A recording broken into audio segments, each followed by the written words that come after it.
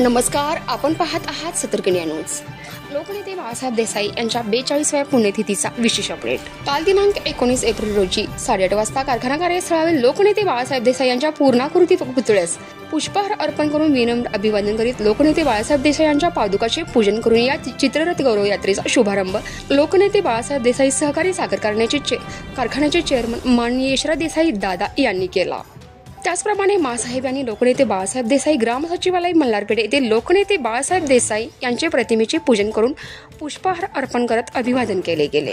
पाटण तालुक्याचे दैवत आणि महाराष्ट्र राज्याचे पहिले गृहमंत्री लोकनेते बाळासाहेब देसाई यांच्या 42व्या पुण्यतिथी सोहळ्याच्या निमित्ताने लोकनेते बाळासाहेब देसाई यांच्या चित्ररथ गौरव यात्रेची भव्य मिरवणूक पाटण तालुक्यात शनिवारी मोठ्या उत्साहात पार पडली।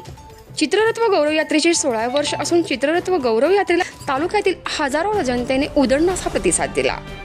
गौरव यात्रेच्या पुढे लोकनेते यांच्या पादुकांचा पालखीरथ असा सोहळा संपन्न झाला, तर तालुक्यातील तब्बल 22 गावातून हे चित्ररथ व गौरव यात्रेचे मार्गक्रमण केले होते।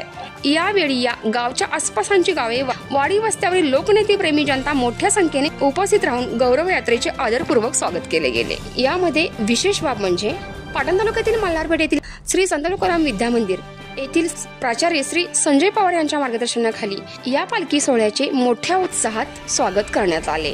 यावेळी विद्यार्थी तसेच संपूर्ण शिक्षकेतर कर्मचारी यामध्ये सहभागी झाले होते। यामुळे पालखी सोहळ्यातील संपूर्ण वातावरण अवघा पाटण तालुका लोकनेतेमय झाला होता। तब्बल 5 तास सुरू असलेल्या या अनोख्या मिरवणुकीची सांगता पाटण येथे पदाधिकारी, कार्यकर्ते आणि हजारो लोकनेते प्रेमी यांच्या उपस्थितीत अत्यंत उत्साहात आणि अभिवादन करून संपन्न झाली।